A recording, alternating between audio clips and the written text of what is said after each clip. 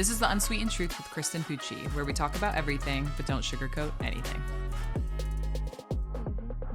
Welcome back to the Unsweetened Truth with Kristen Pucci. I have a close friend and professional friend here, Brandon Stanchock. I have been on his podcast. He is now on mine. So, Brandon, welcome. Thank you To the podcast. Thanks for having me. Yeah, you're welcome. We've already started talking for a little bit, so we're going to have to go backwards. That's but fine. What do you want to tell everyone about yourself here today?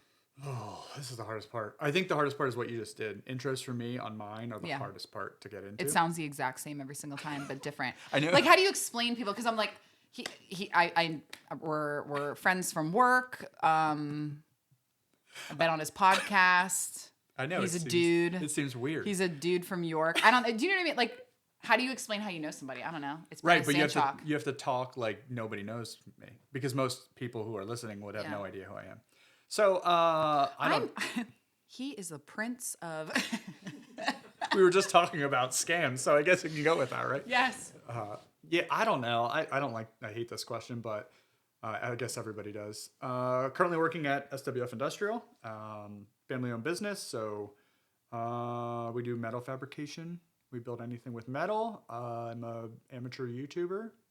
Are you considered amateur anymore though? Because you're killing it. No, yeah. Have you monetized yet?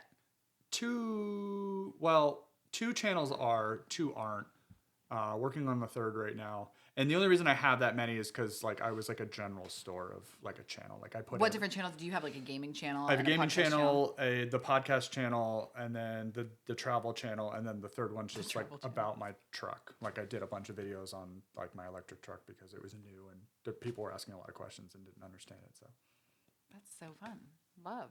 Yeah. So yeah, I don't think you're truly made it until you're probably 10,000 subscribers. I would say that's yeah.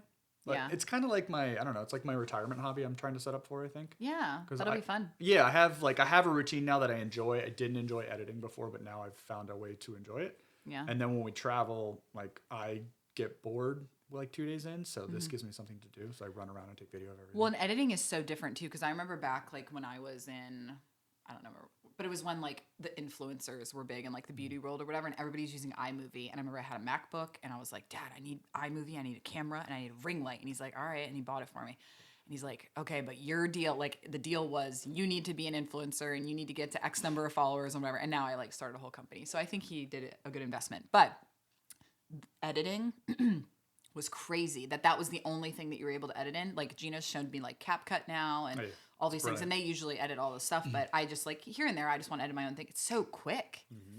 And it depends on what shorts. I usually use CapCut. Yeah. Anything that's short length, anything long, I'm using DaVinci Resolve simply because it's free. The free programs out there, the hard part's teaching yourself. Yeah. It took me probably 2 years to get proficient at DaVinci. Now that's what makes it enjoyable. But before it was also horrible. Yeah. It's a horrible process.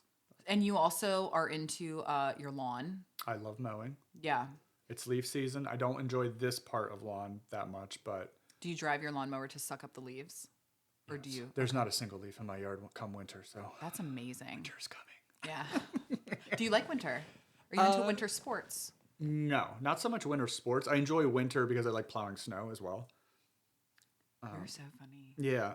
I'm mechanically deficient, but I love all the things with equipment. As long as it works. Correct. I can't fix it. Exactly. I have to YouTube how to change the oil in my tractor 100%. Or I'm like, Dad, hey, this is broken. So I have a funny story about that. So I was in my old apartment. It was 7 minutes down the road. And you have a daughter, so you'll appreciate this. So I called my dad, but my dad is highly mechanical. And I remember my hot water in my shower wasn't working. So I was like, I need to go turn up the hot water in my tank. So I'm soaking wet. I put my bathrobe on and I run downstairs. I grab a metal wrench to stick it into the hot water tank to twist it. And I FaceTime my dad and I go, "Is this correct? Is this what?" He's like, "Are you soaking wet? Are you sticking a metal thing?" And I'm like, "I'm just trying to turn it up." And he's like, "No electrical, no more electrical." He's like, "You are allowed to do whatever, but no more electrical." I was like, I could have stuck that thing in there. Yeah. And You would have fried yourself. I'd have been dead.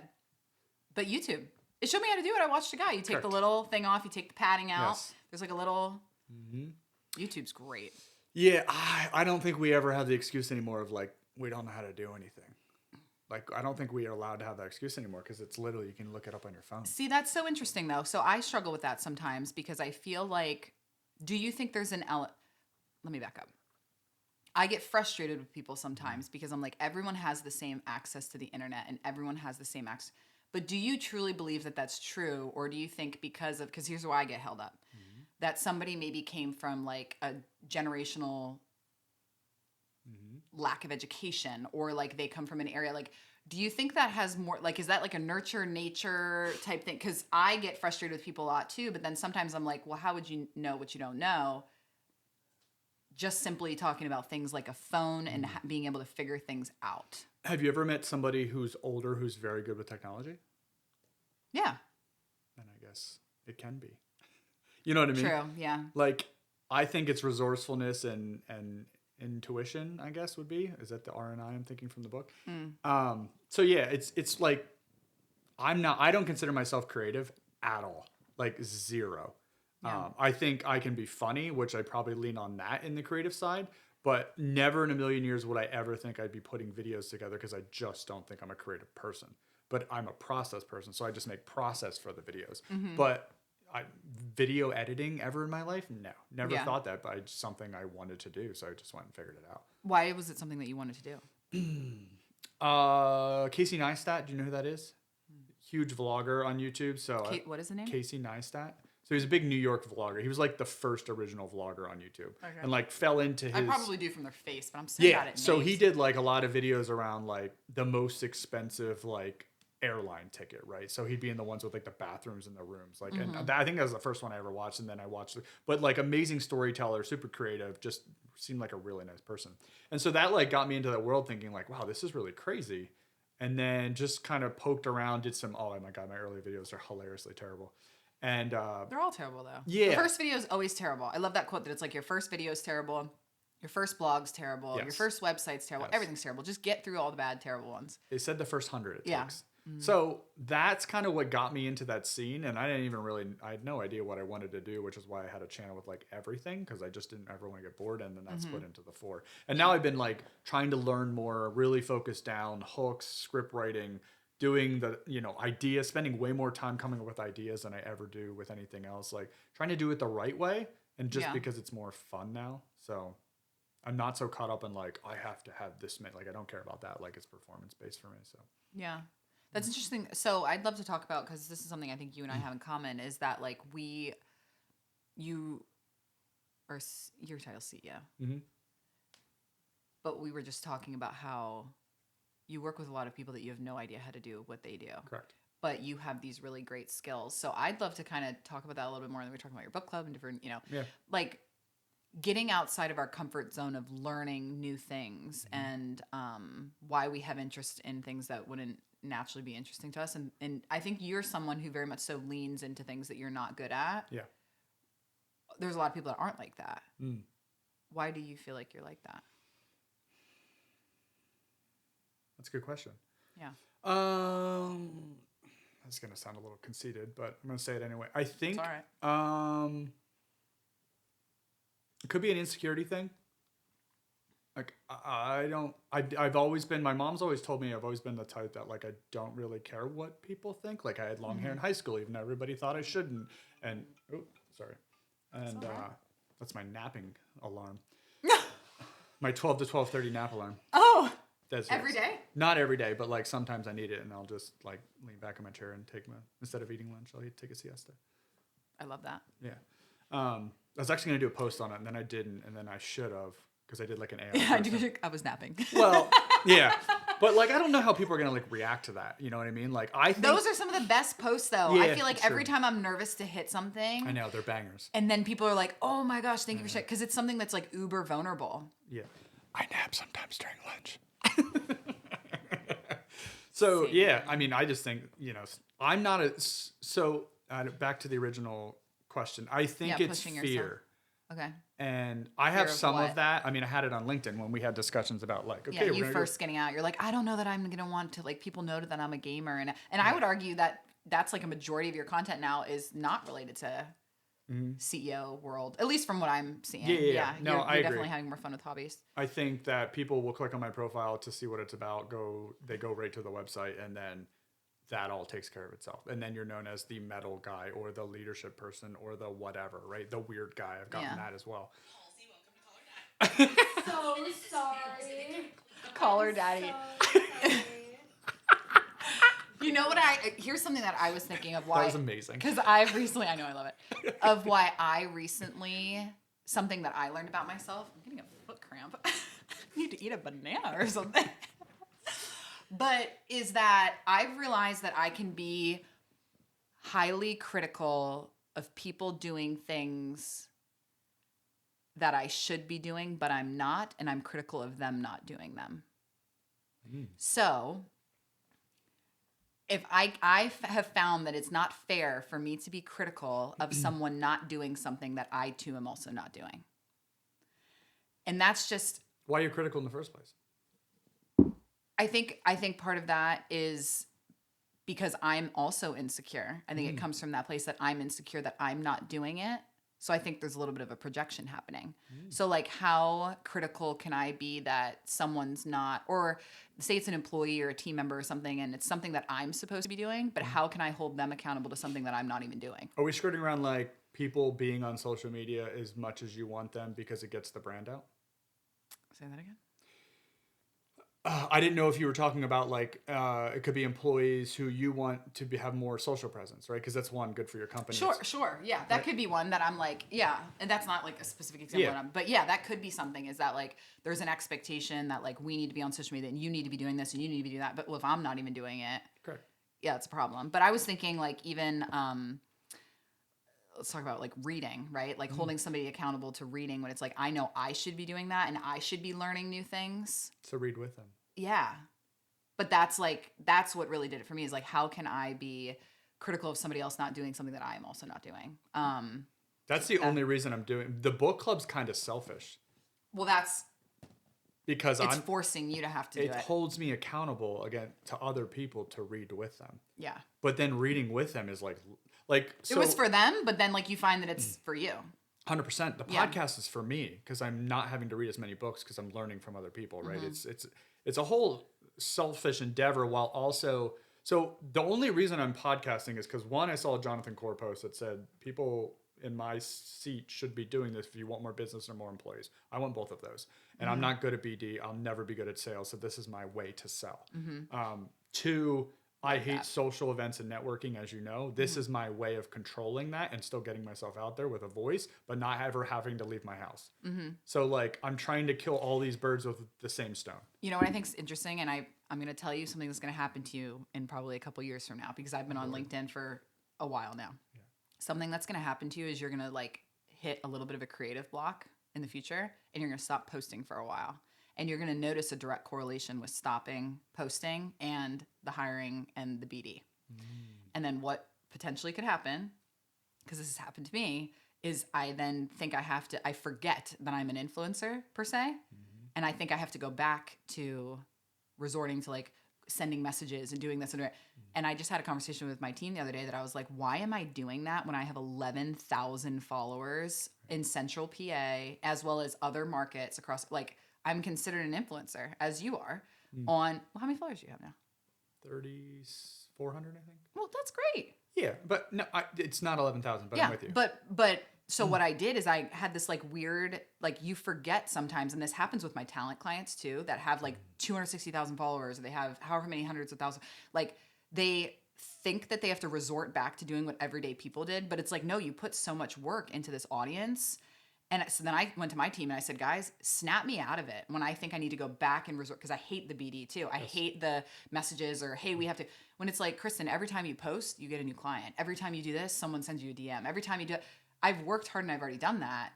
So I'd be curious to see, I bet you that will happen to you in the future. You'll forget because it becomes normal to you at a certain point that you have this audience. You almost forget that you have that many people that are reading your stuff. Because it comes so naturally at a point. Yeah, and I'm with you because I've had a couple comments from like either past people that I've worked with or whatever that's like, love what you're doing, and I don't see it that way.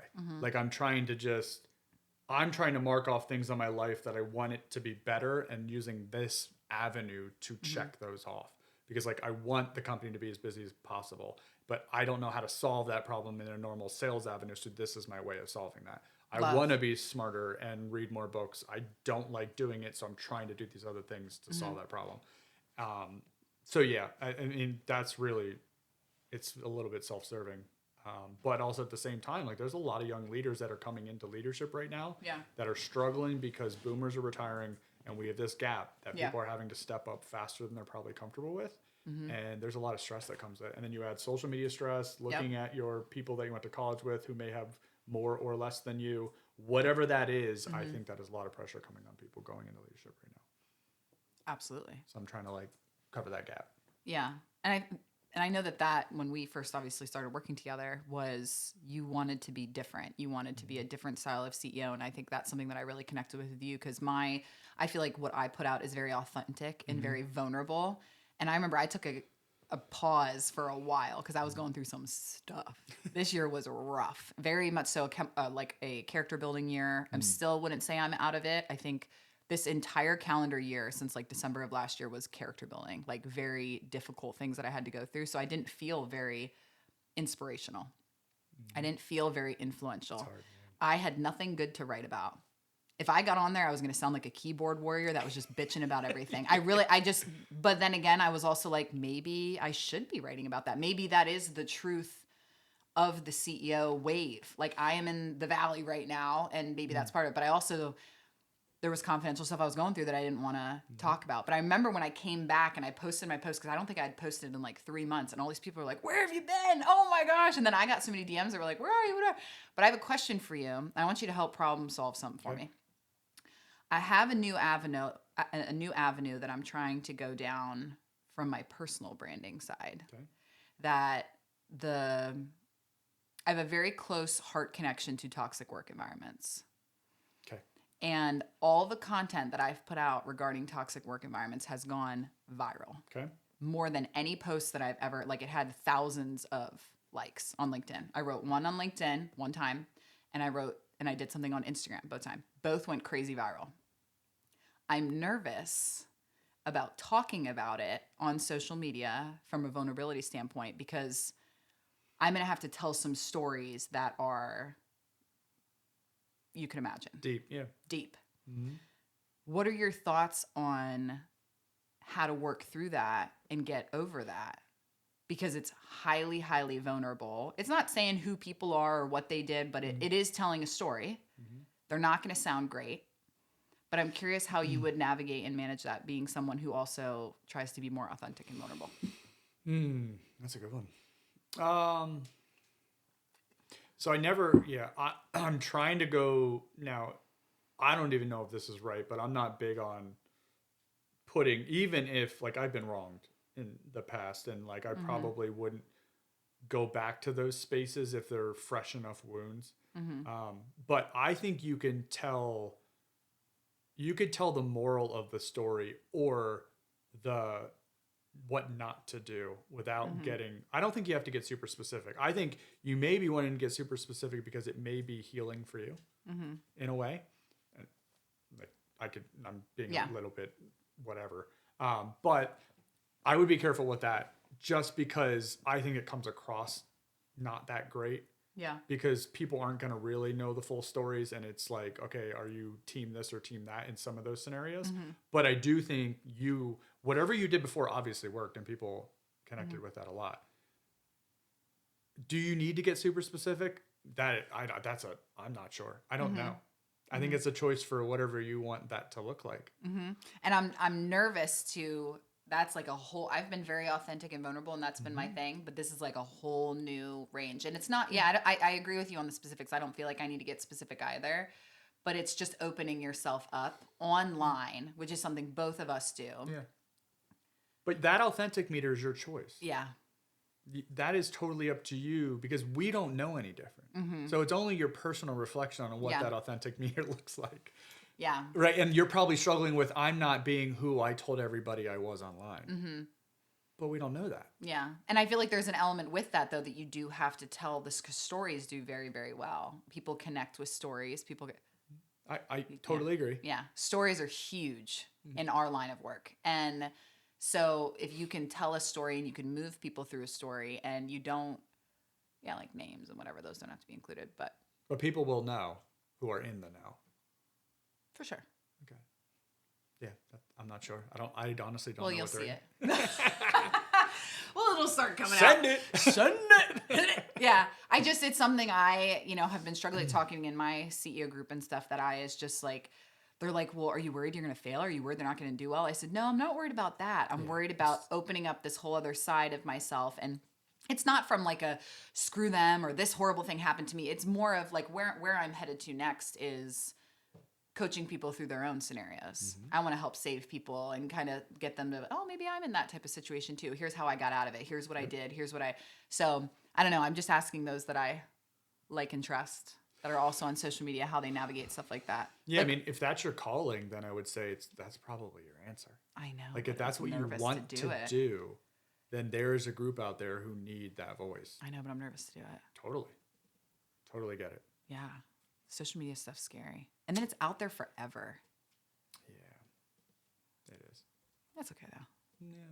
Yeah, it's one of those things where like the book we're reading right now, they say carry your own weather. It's like my favorite quote in the entire book because like carry your own weather? Yes. What do they mean by that? Raining, people screaming, you having a crappy day, your workers not, the people you work with not doing maybe what you say, it's your choice how you want to respond to all of that every single time. Nobody actually can control how you feel. It's all internal to you. So you just make that choice every day. Some people are really upset when it's raining. That doesn't affect me at all. You know what I mean? So weather, it's like in a legitimate sense and also not. Like it's, correct. Yeah. Okay. But it's whatever weather you make is your choice of what that day looked like. It had nothing to do with anyone else. Oh, I love that. Now it blew my effing mind. Yeah. I said, you mean, and like the book, one of the stories in the book, he was giving this presentation and a woman stood up in the middle of the conference and started yelling like in excitement because she was a nurse who had this gentleman who was so horrible to all the nurses that like every day she despised going to work because of this one person. And she goes, it doesn't matter. I just have to show up with however I want to show up. Oh my gosh. What else are you learning in that book? Share with us, or I guess tell everybody what book it is that you guys are. Yeah, so 7 Habits of Highly Effective People. We have a voluntary book club at work. We are a construction company, so I want to make that clear. We had 35 people sign up. I did 3 other book clubs before that with smaller groups just to see kind of how it works, did we like half an hour, how many pages or too many pages, that kind of thing. And so we're going through it. I'm getting feedback of, my wife thanks you 50 pages in already because I'm already treating her differently. I've had people break down in book club, like just saying like, how did I get this way? Like paradigm shifts for people. Like for $350 of books, we have probably the greatest team collaboration, self-help, and leadership class that you could ever pay for. And we're doing it together. I love that. For $350, you bought all the books Yes. for everyone. Okay, that's so good. It's volunteer because you never want somebody in there who doesn't want to be there. Sure. Right? So because they're not going to be committed and they're going to show up. I even had a person drop out. I said, that's totally fine. If it's not for you, I don't want you in here ruining the group, right? Yeah. It's not, and it's no, I don't care whether you are or not. If you want it, let's do it. And when you're in, you can choose between speaking or not. Because some people, I originally had all speaking, then I had people not coming in. But they were really interested in the book club, but they just want to listen. They didn't want, And they just want to read along. And I was like, yeah. so that and it maybe took them a little bit longer to get comfortable. And I've had people switch. Yeah. That's great. Yeah, back and forth. So it's so cool to, I think, like you can read a book and you can get nothing out of the chapter, the 12 pages we read. And then we go through book club and I hear all the time, holy crap, I didn't pick up on this. You could have been in a bad headspace. You got in a fight with somebody. You were thinking about something else while you're reading. You're just getting it done, like all that stuff. And then you sit with a group of 6 people who talk about it completely differently from each other. And you're like, that, kudos to you guys, because me just obviously working in recruiting for as long as I have, I've had a lot of access to like building culture dynamics and teams and like people, I think, make company culture and trying to retain people so difficult. You didn't see, I put this post I just put said, culture is not a mythical beast you have to conquer. It's not hard. They just make it so freaking hard when it's like, just do basic, because that's pretty basic. So basic. It's so basic. Correct. And I can only imagine like the loyalty and commitment for that person who's like, my wife thanks you, you are moving past just how they're showing up for work. It's how they're showing up as a husband. It's how they're showing up as a dad. It's how they're showing up. Like, But all that you guys affects are how they show up to work. correct. Like, all of it is related. But imagine the well, you can because you're doing it. The connection that you have with your employees that are looking forward to like solving problems. And I even think too, because I have clients that we do a lot with trades people and like kids in the trades. Majority of them are coming from really rough homes and they're coming from really rough scenarios. So now you've got them as adults. Their childhood didn't change. Their situations didn't change. They might not have a strong like male figure in their life. They may not have a strong family whatsoever or lots of friends. And they're able to do that with you. What a commitment. Oh, you should see the small group. We're still maybe 5. We're 5 sessions in. I think this will be the 6th this Friday. But like when we did the smaller 6 and 6 group, like that group are like this now. And some of them were very contentious. Like I had 2 specifically that worked directly for me that They're I was fighting. like, if you guys don't figure out how to work together, like we got issues. And after that, it just shows that it's a mind block when you have problems with people. And it was just, they figured out, okay, they have all this baggage. I have all this baggage. We understand each other now. And like, when you're having a shit day, I'm just going to stay out of your way. Like, we're cool. It's all good. So back to the storytelling thing. When I was in Vistage, we had a speaker that came in. It was phenomenal. And he was talking about storytelling. And so I remember something he did in the beginning of the session was he had somebody in the group tell a story. Was it Michael Alesso? I think so. Dark Older hair. guy, circle glasses? No, he was younger. Oh. Yeah, he was younger. But so I remember there was someone in the group that spoke up and he like told a story. I don't remember what prompt he gave him, but he told a story about his business and how it started and this story about a dollar bill and like how his family was involved and whatever. And it was stuff that we never would have known. So it must have been some type of prompt that was specific to get him to be more vulnerable. And he like, after he told the story, like there's some people crying. I mean, like, and there's stuff that I've been in this group with this guy for a year and a half and I don't know these things. And he asked the question, he's like, how many more of you would show up now that you know this about him? All. Show up for this guy. All. Yeah.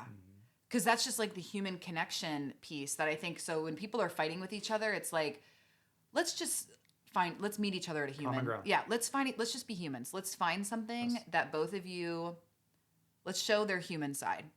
Why are we fighting? Why aren't we getting along? What's going on here? What's, is somebody triggering somebody else? What's happening here? And it's amazing how people will show up for each other when they have that connecting, difficult conversation. It's called engagement. Yeah. So I think key to safety is engagement of employees. I don't know how to get there. It's something you never reach, right? So that's the crappy part about safety, quality, culture. Like there's no finish line. So you're going to work your entire life and never actually reach the pinnacle. Yeah.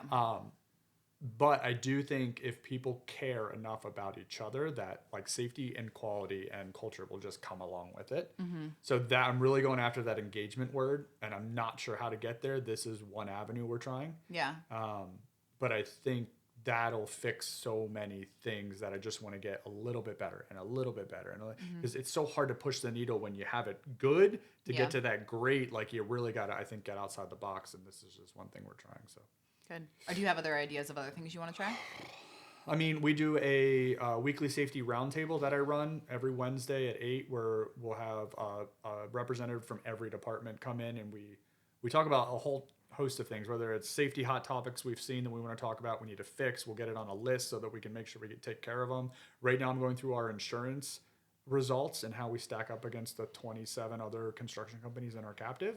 Like, where do we sit? How good are we? We think we're good at a lot of things. Are we good at this? So like we go through the numbers and we deep dive, just because I want them to know like how important all this is. Like when we say report something because you think you had something happen, this is why it matters. Yeah. Like we're scored on how late the days are for that kind of thing. So that's another one we're doing. It's just really trying to talk things out more. Like I'm really like, it's so funny because the fad kind of right now is like less is more and less groups is more. And like, I try to bring literally everyone in. So like, it's like, if we have, a lot of people have never even been in higher echelon meetings, and by echelon's not even the right word, but like, I remember when I was starting out in the field, I got flown to Texas to sit in a meeting with our president of our section of the company and some other like vice presidents and stuff, just to get yelled at by a customer. He said, "You're not saying anything. You're here just to watch and learn." So I sat in the prep meeting with them the night before, watched how they communicated, got their presentation ready. And the next day, you know how many of the slides of the presentation we got through? Just the title. Yeah, I was gonna because say. that customer was just screaming so mad. And I was like, oh my God. Like there was things that was not right, but I was not allowed to defend us because I was told not to say anything. And sitting through that, I realized, and then after we kind of deep dive and discussed, and he's like, what did you learn? I was just like, well, I'm infuriated because like I wanted to defend us. He said, but that's not the point of this sometimes. Like sometimes you just got to take the lumps. And I just learned a lot like going through. And I think when people get brought into that and you see your boss defending you or taking the beatings for you, that goes a long way in some of that stuff. So I don't know. I like to expose people to probably a lot more than a lot of people are comfortable with. But no, I think that's good too. That's something that is really important to me because I think you would probably agree with this. Like when I look at like my team and my employees, I don't think I'm just in charge of them in regards to their career development. I think of like them as a whole being. That like their job, they're here for 8-9 hours a day every single day, Monday through Friday, but there's other things that I can help them with and grow them from to make them just an overall good, successful, kind, self-aware, healed being that you can do through work without having it to feel like super like the book club. It's not therapy. We're not sitting in therapy, but it's things that are kind of doing what therapy would maybe do for some of them. Self-growth, yeah. So why do you feel like that's so important to you? Because that is very different that you do that. And I think, especially for construction, very unlikely in just this area as well. Why is that something that's so important to you? And has that always been important to you? No, I don't think so. I think I've evolved quite a bit in the last, I don't even know how long. I would say I was a very different person at my old job versus where I am right now. But I think that's through, like I had to figure that out. Yeah. Is there something that sparked it? Like, is there? Well, I think it was the positional change. Like I was a manager. The highest was I was a senior manager at my old job, and I had maybe like 17, 15 people maybe, but none of them actually lived in the state with me. So they were like all over the country, and I'd be flying around like trying to help them out. Yeah. And so like I think I had to grow quickly because that was what was needed to survive, really, is what it was. So why is it so important? I'm with you. I view what you said a little bit differently. All I can do is provide the opportunity. It is not my responsibility to drag people through it. So all I do is say, here's something cool I think is cool. If you're into it, awesome. If you're not, that is your choice. I need to be better about that. Because I wrote a post on like 50% and 50%. Did you read my 50%, 50%? No. That's something I am learning. That is a hard thing that I've been learning a lot this year is like and I've had to let go of it. And it's been the best weight off my shoulders that like I only control 50%. They're not your children. Correct. Like, and I only control 50%. And this is just all areas of my life though. Like whether it's my employees, it's my family, it's my relationships, it's my friends. Like I try to carry everybody on my back. I want the best for everyone. And I want everyone to be able to look at all these opportunities, look at all these things you can learn. Because I live my life like that. Yeah. I want to live. I want to do so many different things. I'm like, why doesn't everybody else want to be like this? And I've tried to force it so many times. Don't you see how great this could be? Whatever. And so this year I've learned very much so what you just said, that like I can provide the opportunity, but it's your job. You got to meet me at the other 50%. Step through the door. Yeah. So how do you carry the emotional weight of other people? Oh, absolutely. Okay. Yeah, absolutely. I've gotten significantly better, but definitely. Interesting. Do you not? Do you? You don't? Did you used to and you don't anymore, or you just never have? No, I'm probably on the far side of that, where my wife is very similar to that, where other people's emotions she will carry if she's feeling. Like, I don't feel that way. I can separate the two. Yeah. Like I can feel sad about a situation or about that, but I won't connect on that emotional level. Like that really, really affects me. You know, I have like that barrier. Okay. So I would say yes and no, because like I'm not a empath per se that I like, oh gosh, that just is going to weigh on me for the rest of the day. I struggle sometimes because of all the different like psych exams and things like that I've taken. I'm like 53% introvert, 47% extrovert. I'm like 53 creative, 47% logical. Like my brain really fights with itself a lot. Yeah. Which I think is good for running a creative agency because I can connect with the creatives, but at the same time too, I'm like, okay, enough feelings. We need to like get this done. Yeah, like enough feelings now. We need to like it's right or wrong, you know? So I kind of go back and forth, but so I'd say, yeah, sometimes so maybe I answered that wrong. I don't know that I take on the feelings per se, but I do take on like someone's potential. I very much so take on their potential, and it really, it makes me too upset. I take on too much when they aren't achieving what I think they could achieve. I get very frustrated with them, or I get, But why? because I just want someone to just be, As good as they can be. yeah, like I really just, I just think, I just think someone staying in one place is sad. Not growing is sad. And like, but some people it's not. They like it. If they're happy, they're happy. I know, but what if they tell you that they're not? What if you see their potential wrong? What do you walk me through that? If I see their potential wrong. Well, you said you get sad when they don't feel their potential. Mm-hmm. What if you're reading their potential wrong? Oh, I absolutely could be. Yeah. Oh no, But you're I upset absolutely about could something be. that may not. I know. They might never, or they might not really want that. Sure. You know, they might not really want that. No, absolutely. So that's something I've learned just hard this year. Is I'm just like, okay, Kristen, like some people don't. This might sound bad, but some people don't want to be great. Yeah. But there's different. But And what there's is different great? levels of great. Yeah. Yeah, and there's maybe different. great for them is way more family time. Yeah, correct. Because they're not as successful, right? Quote Yeah, unquote. yeah. Success and greatness and happiness and content is all. It's all. I mean, it's everything. It Yeah. could be whatever level you deem. Yeah. So that's like being okay with them, Yeah. just doing what they want to do. Do It's you sometimes struggle? hard. Do you struggle with effort, work, calculating that for people? Give me a word. Um, I'm a creative, so you're gonna have to. Yeah. They're not working like me. That frustrates me. They're not working as many Sometimes. hours. They're not working as hard as me. No. That definitely not. Because I have a very weird way that I work, and I've always had like a very eclectic way that I work. Yeah, So yeah. no, I know that people don't work like me, and I don't expect them to. I think. Maybe I should ask me. Maybe I should be Yeah, asking maybe the ask group. them. Ask them. Yeah, I would say. I think something I would struggle with is that because, and I think this is probably just being a business owner, and I had this conversation with one of my employees, I think last week, that it was just like, you have to check yourself a lot that like your team is never going to care about your business like you care about your business. Never. Ever. Never. They're never going to care, and they're never going to strategize the way you strategize, and they're never going to be looking as far ahead as you're looking for. They're never going to do that because it's not their business, and not they their don't baby. have it's not connected, and you can't get mad at them, or not even mad, but like, because I don't get mad, Correct. but it's the feeling that you got in there that you're like, well, why aren't you looking at this like I'm looking at this, and why would they? Why would they? Like at the end of the day, it is a job. Yeah, it's their Because if their you worked for lifestyle, them, it's their you'd job. you'd be the same as them. Well, that's why I became an entrepreneur, because I wasn't.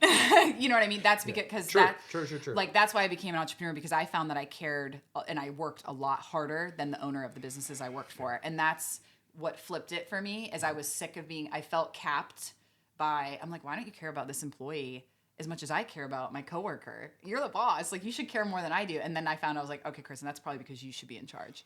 Well, they weren't. I mean, if they were going to fill your potential at that moment, you take those high pot people and you say, "Hey, do you want in?" Yeah.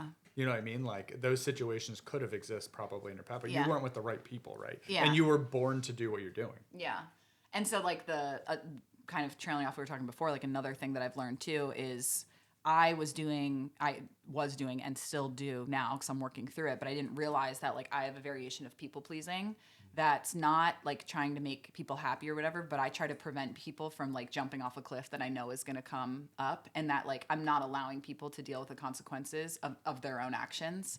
I try to like guide them or be like, hey, it's coming up, you're going to fall off a cliff. And they're like, no, it's okay. And I'm like, all right. And being okay with allowing someone to have to figure out that that's a cliff, or that is painful, or you're about to hit a roadblock, and like that's a part of their learning. That's what made Kristen, that's what made you so good, was because you had to figure those things Do you out. remember the good times? What? Do you remember the good times? What do you mean the good times? Or do you remember the bad times? You remember we the talked about crappiest this. Yeah. Mhm. parts of your profession, not the ones that you knocked out of the park. Like, Yeah. Nobody ever remembers the good projects. Yeah, always and the it's what terrible. makes you really, really good. Yeah. So it's just that, there's been a lot of interesting character you. things that have been happening this year that I'm like, but it's made I feel a lot less heavy, because I would take on, Anchors. yeah, or just like, come on, you can be better, and then it's like, well, maybe they don't. What? maybe that's not their better, or that's not what they want to do, or that's not their dream. And just because you're an entrepreneur and you have these goals of all these things, it doesn't mean that they have that. And so that was a big thing for me this year. But it's helped me. I know that I needed to go through that to like move forward. So that was big. Look at that little. Probably a little painful too. Oh my. Yeah, because it feels horrible that you're like, oh my gosh, they're gonna jump off this cliff, and then you know what's gonna happen. You don't want your people to go through painful things. Correct.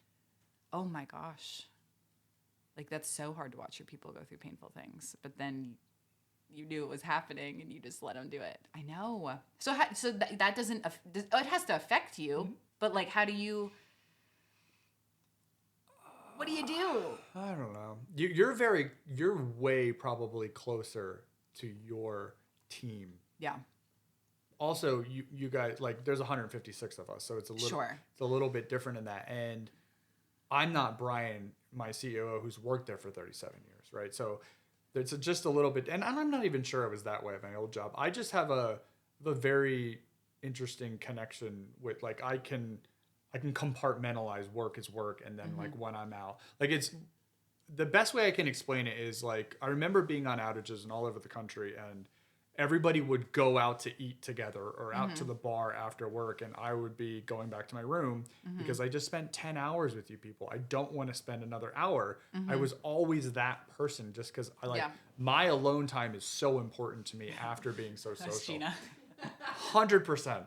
So I can't, like, I'm done. When I'm done, I'm done. And like, just give me space. So just to recharge. Yeah. So we just have different personalities. Totally. Where you probably get a lot of energy. Like, you really bubble when you're around people, mingling, like that whole thing. That, like, I go home and sleep. Yeah. Well, I used to think that I was that person that got energized by that, but it's a select. Interesting. It's a select group of people now. Like Vistage was that for me. CEO groups are that for me. Certain types of it's leveling clients. up situations. Yeah, like it's like I need to be around people with high frequency. I can't just be around people. Yeah. Being around people drains me. Yeah. But certain types of people, yes. Interesting. Yeah. I don't know. So yeah, this year was interesting. Going through like rebrands and restructurings and This year How was definitely rebranding? busy. As a marketing agency. Rebranding yourself is very hard when you are a company that rebrands people. Yeah, I bet. Horrible doing it for yourself. And so I outsourced the majority of like the strategy portion to another. That's smart. Yeah, another company because I was like, I'm not gonna be able to figure this out on my own. Like, you're too close to it. Yeah, and I needed them to like hear what I was saying and then just let me ramble and just like give me swimming lanes, because if not, like, you just as a business owner, you're just like, the world is my oyster. I could do this and I could do that and I could do. It's like, no, we're picking three and we're being aligned with those three. And so we've taken the actual like design piece back because that part's less emotional for me. But the strategy portion of it was good. And I'm really thankful that I outsourced to this other company too, because I think it was like perfectly timed because of other things that were going on in my business from an emotional standpoint. And outside of my own business as well, that like, I would not have been able to do it. Like, I needed other people to remind me how great the business was because I was in a place that I was like, sure. I'm not gonna be able to do this. Brand would have been like Gothic at the end of it. Bro. You come out, everything's black and red. Cray. Cray with a giant K. And a hex. Oh, we've gone through a lot. Yeah. Creative things are a little different now. Things are a little different. You know, we're targeting different companies now. But yeah, like I should not have been allowed to have the driver's seat. And I think, I don't know if I knew that was coming, but that was a very smart decision that I didn't even recognize when I was making it, how smart that was. Because if I had the driver's seat, whew. Yeah. It might not be done. Yeah. But now I feel better with better direction. But it's really hard to like figuring out, because the world's your oyster and there's so many things that you're good at and you're not scared anymore. There's something about being like, an entrepreneur, and when you figure out, people are like, oh, could you start another business? Would you do another business? And I was like, the first business is the hardest. Figuring out the first time, I'm not scared. There is no fear associated to starting another business or another kind or whatever. Because once you figure out like the steps in the game, it's just copy paste, copy paste, copy paste. I'm copy, shaking paste. my head. I have no idea what that looks like, but yeah, I Like first part's the hardest because like when I started my business, it was in the middle of a pandemic. yeah. I still have never known anything outside of business during that period of time, which is crazy because people are like, well, do you remember back when I was like, no, I don't. Because this is literally all I ever did. But I had like no money. I had a little bit, but it didn't also start up for a digital agency wasn't a lot. Sure. But it was just like funny how I always hear from others and I don't like wish a different story, but like a lot of people struggle to get their businesses started and whatever. Mine was like right out the gate. It did well. Well, you had a lot of connections. I had a ton of connections. I hustled my butt off, like networking and meeting people and meeting influential people and building. It was important to me to not know quantity, but like quality. So I really targeted people that I'm like, I like you. I like what you're about. And so yeah, when I started my business, it did really, really well right off the bat, which was good in the sense that we started making money right away. But then I was like, I don't know how, like anything with like QuickBooks. I was like, I don't know how to do anything. Trying to play catch up. Well, I was drinking out of a fire hose. So the amount of things that I had to learn in like a compact period of time, like I don't wish that because I imagine on the flip side, it's uber stressful to like not have something happen right away. And then like you're wondering how you're going to pay your bills. I imagine that's stressful, but you have like, sometimes I kind of wish that ramp. I had a little bit of a ramp. I did not. It was like boom, boom. And then it was like 6 months. You need to know how to do accounting and legal and this and that. And I'm like, I was 26 years old. I'm still learning how to be like an adult. I only graduated college. So like I had to grow as a human and as a business owner for a business that was worth a lot of money right out the gate. And then I had to hire people. So I'm a kid, in a sense, leading kids and making a ton of money. And with like, then I had high profile clients right off the bat. I was like the pressure. So that's why I'm like, I did the hardest thing the first time. So to do something else. That's why tech startups fail, right? I don't know much. The only reason I say that is because what was that HBO show? That was really funny. Anyway, it's about a tech startup and like, it's the point where the program's amazing. They can do the engineering, everything that they're good at. And then it turns into people, finance, and business. And it's like, what is all this? Yeah. Like all that extra shit that starts piling up. And you're like, who do you trust? Yeah. And I think just, I think my life had humbled me a lot. And I'm thankful for that prior to business ownership, because I think if I held on to like, well, I'm going to figure out accounting, I'm going to figure out that from the beginning, I had no interest. I was like, need an accountant, need an attorney, need a bookkeeper, I'm not even going to try to figure it out. And I'm thankful that like, as painful as like pre-experiences were, it humbled the crap out of me to be like, I don't know how to do this. Somebody help me. Yeah. Stay in your lane. And I think a lot of entrepreneurs don't do that to start. They try to learn everything and they're like, well, I don't want to pay for it. I want to do it. So I'm thankful that I was humbled right before. And I was going into this, like, I have no idea what I'm doing. And we still don't know what we're doing, but. Yeah, it's pretty powerful.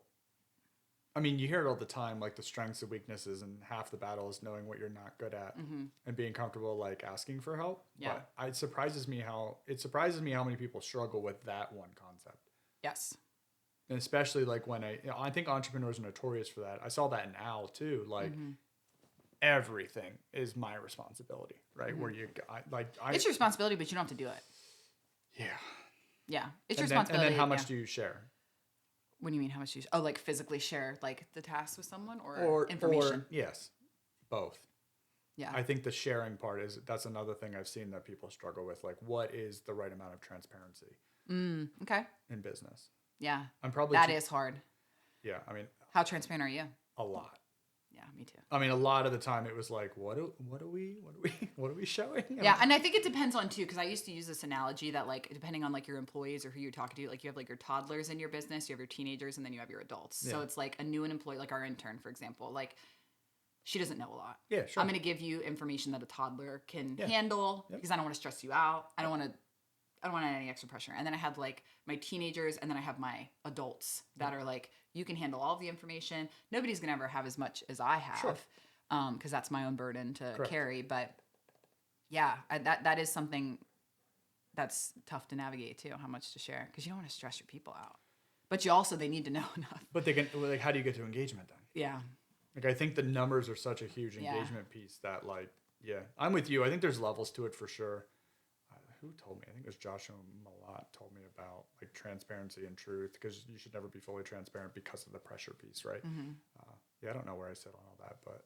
Well, I think, like, they're never, and I think that's something too, is that they're not going to ever understand it, but I think just letting them know that it's happening, because I did that wrong early on in my business. I remember that, and it was an area to build a lot of resentment if you weren't transparent, because I felt myself, I started doing this thing with my employees that, like, I used to manage a majority of, like, the client interaction.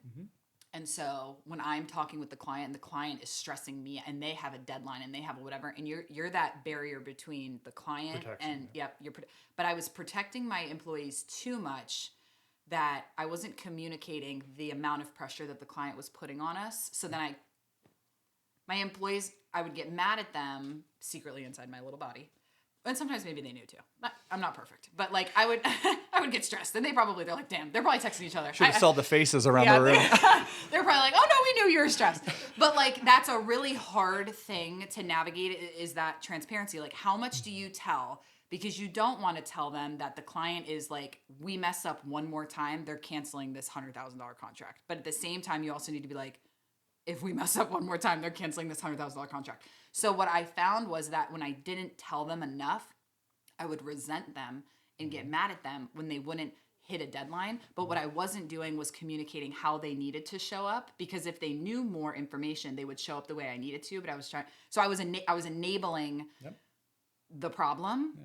So I'd say probably 2 years ago, that one hit me pretty hard, that I was like, I'm not even allowing you guys to be able to show up in a way that if you did have more information, you would show up differently. Sure. I think I'm protecting you, but I'm actually hurting the situation. Absolutely. Yeah. Yeah, I mean, they're adults. Yeah. Yeah.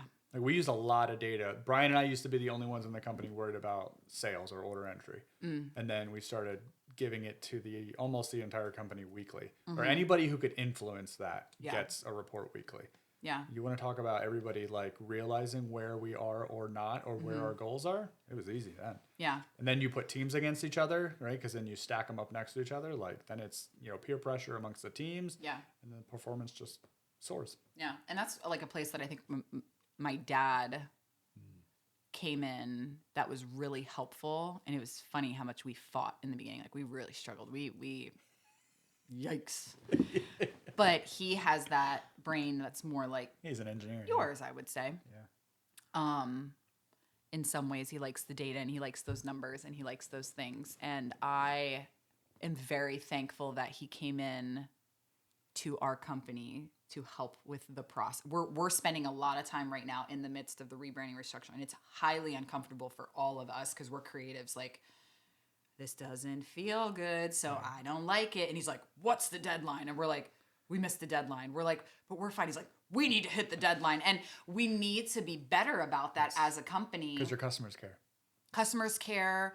And it's not that we're, like, consistently missing deadlines. These are more like internal stuff that we're setting for ourselves. But creatives are so like fluid, and we're like, I don't feel very creative today, so I'm gonna wait till tomorrow to get it done. And it's like, that's great, but you gotta get it done because it needs to be done. And I am not one that was very good at that accountability. So he's really great at creating structure that's like, okay, no, here's the deadlines. He uses terms like critical path, and like what, like, he has these terms that, like, the girls know now and stuff. And he's like critical path, and what's our procedure, and I need to know this, and he's just with money, and like, how are we tracking this, right? And it's forcing me to have to think, and I hope that my team's thinking about this too, like thinking at from a bigger realm outside themselves of why these things matter. That's why data and process is so amazing, because you don't have to think about it. Because once you set that thing up, the pressure's there whenever, and the frequency of your reports. Yeah. And it just removes, like, it's uncomfortable going through it, but it removes that stress. Sure. And you're not pointing at people that don't deserve it, right? Somebody may be having a crappy day, but their numbers are tight. And like, I check myself all the time. I'll be like, man, this person seems to not be hitting what I'm thinking they should be. And then I'll go pull like 6 months worth of data, and I'll be like, okay, I'm going to go ahead and sit in my office because that's wrong. I just had a different perspective. Maybe I just didn't like something they said that day, and I was taking it personally. Yeah. So And then it all comes down for like reflection too. I've been reflecting a lot about myself when he's like highlighting things of like missing deadlines and like prioritization. And he's like, well, these people are missing these things. And I'm like, and then I'm thinking about myself. I'm like, well, I didn't do a really good job communicating that prioritization to them because that's not what I'm good at. Correct. That's why I need him. So it's like, of course they're not going to do well because you weren't clear. And, you know, I received feedback recently that like the goalpost changes. Ooh. Yeah, the goalpost changes or like the target changes. And I was like, oh, let me think about that. I'm like, oh, that's kind of, and especially like throughout like the rebranding process, because this is the first time I've ever done. I don't really know what I exactly want to be. That's why I need structure around it because like I don't really know. And they were like, well, the goalpost has kind of changed. That's why we're kind of struggling to do that. I'm like, wow, that's actually a really good point. Because I don't actually know exactly what I want to do and where I want to be. And I'm kind of I'm building the plane as I'm jumping. And I wasn't scared of the jump, but I'm like, okay, I recognize that I can operate well in that, but having to then communicate to others is hard. Yeah, because there's no actual plan. Yeah. Yeah, welcome to construction. That's wild. So what fun projects do you have coming up? What like other, not from like a SWA, well, or from an SWA, like for yourself, what other things do you have? What is your next big thing? Because you're great at forcing yourself to read when you don't want to read or doing things. Like what is your next big thing that you want to focus on for I'm yourself? not sure. I'm kind of blown away at like the success of taking LinkedIn seriously this year. Like jumping into it in 2024, I wasn't sure what was going to come out of it, but when you say success, what are you seeing? 3 employees who either went to the interviews or hired in specifically because they've been following me on LinkedIn. Because they felt a little plug. They felt like they knew the call. So within the first 7 days, Brian or I get around to everybody who's a new hire. So your personal branding directly impacts your hiring. 100%. Love to hear that. Great. And I went out and I was like, hey, this is the kind of things we expect. These are our behaviors, blah, blah, blah. He's like, oh yeah, I already know about all that. I've been following you for like 2 years or for whatever in 2024. And I was like, oh. I literally try to tell people that that's such a thing. I imagine we said that to you probably when we first started, you know, and we're not helping him with this stuff anymore, but we did in the beginning. Yes. And yeah, hiring is so, if people can go see what you're like. That's the scariest part. Yeah. And they can get a sense of like, being online, I have a whole list of people that want to come work for me, right? I've got a whole list of people but I am thoroughly convinced it's because they've watched my videos and they're like, I know exactly what it would be like to work for her before I'm ever even working for them. Correct. And then you remove all those objections. Correct. Yeah. It's a lot easier to jump when you know what you're jumping into. Yeah. Mm-hmm. Yeah. And I had 2 people interviewed just last week who said, why are you looking to move? And they said, because of him. That was the only reason. That had to make you feel so cool. Yeah, but at the same time, it's terrifying because I hope I'm authentic enough to be the person that, another reason to be authentic online, right? Because then they show up and like, oh God, this mirror. You aren't at all like you are online. They asked those questions to the people who work directly for me. What's it like working for Brandon? Yeah. And they said the things and they said, okay, well, I'm assuming they said that seems to align, but like, that's the power of people connecting. There are people online who will think they know you just because of the posts you do. And you've never met them. Yep. I had someone, this was funny, and this was such a construction thing to say. I went to a very popular networking group. It was the SCAC or whatever. Yeah. And it was outside. It was at like the York Revs. And there was some that came up to me and he's like, you've taken a little bit of a pivot in your posting lately. You're posting very emotional things. Is everything going okay? And I'm like, I'm just being honest. I'm like, no. I was like, I'm just not posting marketing tip on LinkedIn and da-da-da-da. Like anybody can post stuff about that. And do I still throw those things in there? Sure. Absolutely. But I just thought that was so funny that there is a big market that's still not open to that authenticity yet and that vulnerability. But I'm glad that you've had that much success. Has there been other people at your company or maybe in your Vistage group or whatever that has seen what you're doing and now they want to do it because they're hearing about your success? That's great. Yeah, we have a shop lead, department leader who's really starting to like play around, right? So like being able to ask Lexi and I questions or where do you go to edit your videos, like having sources that they can talk to about that and like they want to showcase what they do because it's awesome. And then they're showcasing their team at the same time and like you can have an entire marketing company like without, like everyone can be a part of that. So yeah, it is starting. And early on, people were very much like against, like, what are we showing our competition and why? We are so over that now. Like I'm getting scolded for not getting like the perfect shot of like something leaving the building. So like, but it's cool because people care, right? Then it's like, and they're paying attention. Yeah. It's engagement, right? And some of them haven't even seen the things I put together. They just know that I'm running around like an idiot with a 360 camera through the shop, like acting like a drone, like running through the shop. Yeah. And like it matters because there's so much pride in, what's being built. So so you said hiring, what other positives have you seen from you getting so active with and to clarify for everybody listening, Brandon is very active with his personal brand on LinkedIn. The company itself is also active, but what we're discussing right now is that he has dramatically increased his personal branding and him personally being active on LinkedIn and other social medias just to show who he is as a leader and a manager and a CEO and as just an overall human being. So I just want everyone to be clear that like there's very different branding that goes into your personal stuff and your business stuff. So we're right now discussing his personal. Yeah, I mean, the ultimate goal is for the business and the personal brand to benefit in the same. Sure. Right? Because once again, if they go to my page and see the first place people go is where do you work? Right. Then they click on the website and then we have like people with tattoos, like welding awesome stuff. Like they're like, oh, this is interesting. Yeah. So then you get tied to like, okay, thought leader, metal person. Like then like that's all the connection you need. Yeah. Right. Then it's like you hear somebody talking about something. You're like, oh, sounds like you need metal. You should check out this guy on LinkedIn. Blah blah blah. Yeah, blah, I think blah. he does metal or something Exactly. like that. Yeah. That's how that. And like, I'm not gonna say that's the only reason that I feel like I think our construction industry is getting booming, but we are booming right now, and we've had a ton of new customers this year. Website inquiries, blah blah blah. Doesn't matter where it comes from, but I think some of them could be through, hey, check out this company. They seem like they do this. Or subcontractors reaching out to us. Competitors saying, hey, do you need overflow work? Yeah. Hey, do you need people? Hey, do you need welders? Or people that go on my podcast that are writing AI scripts for me right now to solve a problem in the company. I would have never had those connections without doing this stuff. So it's so ancillary. It doesn't have to be directly you or directly company. It can be, I need to find a way to read contracts faster. Oh, I'll see if my AI guy who I met through LinkedIn, is this a problem you can solve? Yeah, we can write a prompt for that. Okay, let's work together. Yeah. Problem solved. Yeah. It's just way more things to pull from to solve your problems that are all day long. Yeah. And that personal branding piece is huge because I think a lot of people think when you're talking about personal branding, and I know this to be true because we work with speakers, we work with coaches, we work with public figures, whatever, they get so uber focused on like what they do is their brand when who they are is the brand. Like, and I just kind of have been reading back this one book that I got in college, which I love. It's literally Branding for Dummies. It's that big yellow book. And it is the best branding book. You should read it. It's so good. Like, and it's written in a way that like our brains would better like, it's not only a marketing person.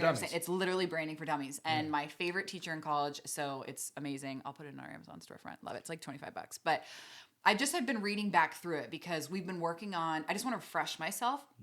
And it was funny, like I was reading the one section, it was talking about how your brand is just what are the unique things that you bring to the table that your competitors don't. And I love talking about commodities.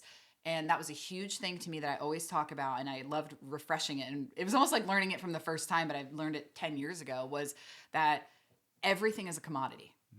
Everything is a commodity. And the commodity is something that's easily replaceable. So it's like you guys specialize in this and there's how many competitors do you have that does exactly what you do, right? So it's not your product. Just not as good. Yeah, not as good. But it's not your product. Correct. It's not your service. Correct. Like you guys can picture, and this is like on a very small scale for anybody else to understand this. You go to the grocery store and you're like, I'm out of baking soda. You can pick store brand. You can pick another brand, and then you've got Arm & Hammer.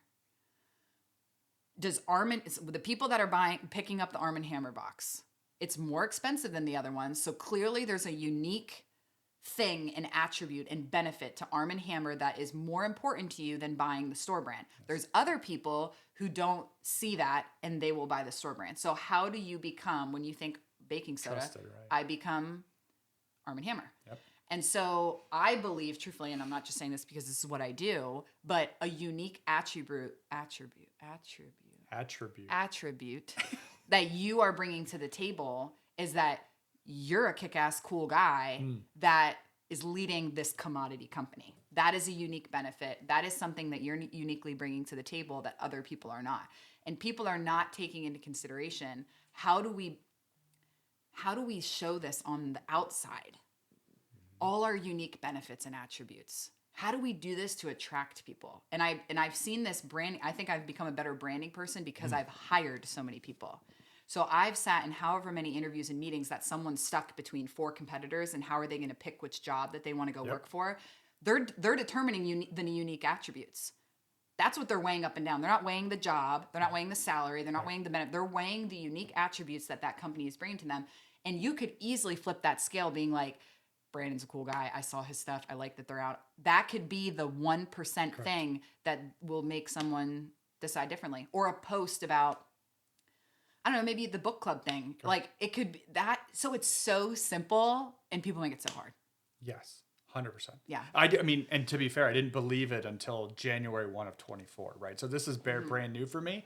And the fruits of that labor, I'm sure, going to keep continuing as long as I stay consistent. But the main thing I hear when I talk to people about this is like, I'm not that interesting. I don't have that much to talk about. Like, there could not be a more false statement. Like, anytime. You say that about yourself? No, I hear other people tell me that because I said the same thing. Yeah, they're like, what do I tell you? We had those conversations. We did. And I was like, it doesn't have to be. And I probably told you the story that I Yes. tell all clients that I was like, I had to prove a point when I worked at that geotechnical firm. Did I tell you that story? No. And I took a picture of a pan of dirt. It was literally a pan of, because they're like, we're not that interesting. We have to like have more. I said, no, we don't. I took a photo of a pan of dirt in the photo, like, and I wrote like a good thing with it. And then the post killed it.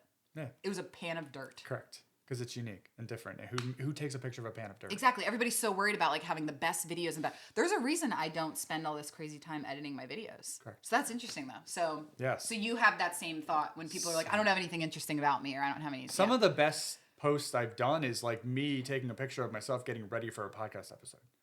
Because people are starving for content like that though, because everything's so buttoned up in corporate or AI driven. Correct. Right. So that's why I love like the travel channel, why I put so much time into that lately, is because everybody's doing travel, but none of these people have actually been there. You know what I mean? Like, yeah, my footage is a little raw and shaky, but it shows that I've been walking on the rocks. It's real. Exactly. It's real. Exactly. And I'm excited for that. And I think this is something, I know that this is something that we really try to do, is that authentic piece is just like, yeah, sure, you could have the $100,000 piece of equipment and it looks like a Ford commercial and whatever. Right. Or you could just do that. Or Richard running the machine exactly. Like, bring it to, so you can actually wrap your head around you being that person. How do you make it relatable? How do you make it feel like you could be there? And I also think, like, any time that you hear someone, you solve a problem, you hear an argument, you just have one of those moments to go, how did they not know that? That's a post. Every time, right? Frequently asked question. Yeah, Gina and I have talked about that before. Like, you're frequent, if you have like a customer service center, or you have like group or an office manager or somebody who's answering questions from clients, that's your content. Correct. Like, that is such a good place to start with content, because if people are asking those things, we did that for, that was Matt's company. Yeah. Yeah, Weimer. Yeah. Yeah, no, I'm with you. Or anytime I screw something up, I post about that. Or like, the 5 things I wish I knew about being a CEO, or whatever. Early on in YouTube, what I didn't know about, like all this stuff that you've screwed up in the past. Like, if you just write down your week. Yes. I've tried to do that more with Gina, is that like, I'll write down my week. I'll be like, oh God, I just got on a call. Here's the problem I solved. Here's what I have to do. Correct. I'm going to write a post about it. That's correct. Because it's just it's real. Just give away as much free stuff as possible, and then you become an expert. It's that simple. I love it. So good. How are we doing on time? We're good. Need to wrap up? All right, we got to wrap it up. She said, we're done. She said this. Anything else you want to leave the people with? Anything we didn't go over today that you're just like, I was burning inside to talk about this today? No, and we covered book club's like my favorite thing right now that I've been trying to talk a lot about, because I think it's such an easy, people, like you said, people are trying to conquer this culture issue with coaches, and like, just care. Yeah. If you don't care, just find somebody who does, and then put them in charge. Like, I think as leaders, that's important though. I mean, it's okay if you don't care. You don't have to be the person. Yeah, you don't have to care. Correct. Like, but find someone that does. I know it's hard to say you should, like, it's hard to come out and say, I don't care about all of the people. Or if you, but that's great self-awareness though, to recognize if you're not a feeler and you don't really care if people are uber committed to the company, that's okay. There's a right role for you. Correct. Find someone that does. That's correct. There is somebody at your company that does. How could they maybe find that person? Let's give them some, what would be some characteristics I of mean, that if you individual? can read people and figure out potential, then like you should be able to see like who's friends with everyone, who's runs around and tries to solve people's problems, Yeah. who's the go-to. Yeah. That person's probably, because they're really empathetic, they can solve the people's problems, they're opening to listening, blah, blah, blah, blah. Yeah. The other thing I think the culture problem that we're having is if you hate it, everyone hates it. So just fix it. Like, don't be so afraid of the rules that are in the handbook. If you like The wall art. We are honest. Integrity. But I mean, even something dumb like we don't pay people who for vacation. Like we had one where it was we didn't pay people for a holiday if they didn't show up the next day after the holiday. And I was like, well, this is dumb. What if you have something that happens? Yeah. Well, then just pay them for the holiday. Like, who cares? Like, Yeah. why catch those pennies and then ruin the culture or the resentment you're going to have for like a year or more? Like if it feels dumb to you, it's probably dumb. Yeah. Just let it go. Or if it's something that like, I don't think I'd really like that. Correct. I wouldn't want me to be held to that standard. Correct. Why would you hold your people to that standard? So It's we're I'm with you. Everybody's reading books. We're doing speeches. We're going to seminars. Just find somebody who gives a shit and just let them go. Mm-hmm. And if you don't know what to do, just ask your people. Say, hey, I'm having this dilemma. Like this is a company dilemma. Just get some data and figure it out. yeah. And then you have the passionate person who's so excited and then they feel like that's their project and that's their pet and like, oh, that's so good. Oh, I love it. Well, thank you so much for coming on today. Thank you. This was fun. For anybody listening, we had like no topic idea really in mind. We kind of just ran with it. Just but rolling. that's the best way to do it. So thank you so much for coming on today. If anybody has connected with your story, connected with, maybe has more questions on this book club or things like that, how do you want them to get in touch Just with LinkedIn. you? LinkedIn? Yeah, just find me on LinkedIn. That's fine. Okay, cool. Thank you. Thanks so much, everyone, and look forward to you listening to the next episode. Yay! Oh, is that your ending? Boop, boop, boop, boop.